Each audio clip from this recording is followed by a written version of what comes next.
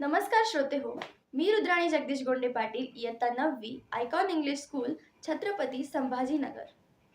मोर्या शिक्षण प्रसारक संस्था चिंचवडतर्फे घेतल्या जाणाऱ्या अभिवाचन स्पर्धेत माझ्या आईने लिहिलेल्या ललित लेखाचे वाचन करणार आहे.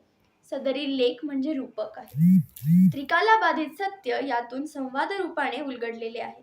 लेखाचे शीर्षक आहे एक प्रश्न अस्तित्वाचा. एक कळी हळूहळू उमलू लागली, दवबिंदू पिवणी सूर्यप्रकाश घेऊन, सप्तरंगी साज लेवून एक एक पाकळी बहरत गेली. कौमार्याकडे यौवनाकडे धावू लागली, सुगंध अन सुवास धळू लागली. सुंदरस टवटवीत फूल त्या फांदीवर वाऱ्यासवे गीत गाता डोलू लागलं. फांदी सुद्धा अभिमानाने आपल्याच तालात डोलत होती. पण हळूच कुठून तरी या फांदीचा आनंद कुठल्या तरी धुक्याने वेधला गेला. कारण कोमल फुलाकडे काही हात सरसावत होते. पण कशासाठी? त्या फुलाला तिच्यापासून विलग करण्यासाठी. भ्रमरांची भुणभुण सुरू झाली, कारण फूल आता परिपक्व झालं होतं. या जगातील स्वार्थ त्याला कळायचाच होता.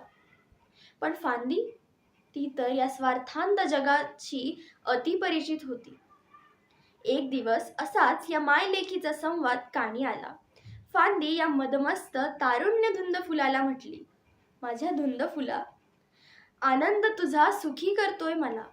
पाहून तुझं हे गोड रूपडं, गर्व होतोय माझाच मला.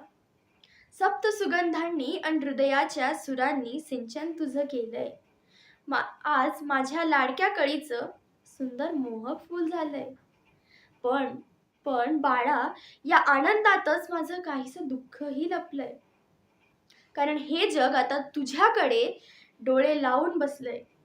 भ्रमर सदोदित तुला आकर्षित करतील, पण ओळख तो स्वार्थ त्यांच्या गुणगुणण्यातील. स्तुतिगीत गाऊन तुला मोहात पाडतील. म्हणूनच भुलू नकोस या स्तुतीला तुझ्या. जपून पाऊल टाक बाळा, जपून पाऊल टाक. प्रत्येक जण तुझ्या रूपाने आकर्षित होतील. तुला कवटाळण्यासाठी हजारो हात धावतील. कोणत्या हाताला साथ द्यायची यासाठी बेटा विचाराने वागायचं. जीवनात तुझ्या पावित्र्य राखायचं.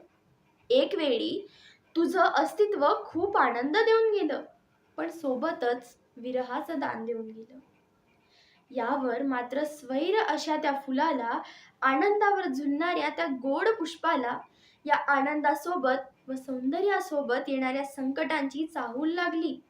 आईच्या सोबत जागृत झाले कोवळे मन, की जे आता परिपक्व बनलंय. एक प्रश्न त्या पुष्पासमोर आला, तो त्याच्या अस्तित्वाचा. मी कोण? कुणासाठी? इतरांसाठी की माझ्यासाठी? माझं हे अस्तित्व मी कसं जपणार? पण या साऱ्या प्रश्नांना फांदीनं उत्तरं पुरविली. त्या उत्तरातून फुलाचा निर्णय ठरला. स्वार्थांध जगापासून पावित्र्य जपायचं ठरवलं. आणि दुसऱ्या क्षणी हजारो हात जवळ आले. स्तुतीपर फुलाच्या गीतही गायचे. पण वेळ होती फुलाच्या निर्णय क्षमतेची. फुलाने निवडले ते हात, की जे त्याच्या क्षणिक अस्तित्वात पावित्र्यतेचे आनंद देणार होते. ते हात होते पुजाऱ्याचे. कारण आता हे गोड पुष्प देवाच्या चरणी विराजित होणार होतं. ते देवालय सुगंधित होणार होतं. फुलाला माहित होतं की जीवन व्यर्थ नसणार, त्याचं निर्माल्य होणार. कुजून उकिरड्यावर जाण्यापेक्षा त्याचं पावित्र्य मलिन न होता गंगाजळी वाहून अबाधित राहणार. पावित्र्य जपताना अस्तित्वात नसूनही अस्तित्वाचं असणार.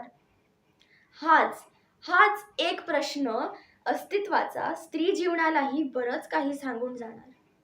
एका आईला फांदीचं तर एका मुलीला कळीचं तत्वज्ञान उपदेशून जाणार. एक पवित्र फूल निर्माण करण्याचा संदेश देणार. धन्यवाद.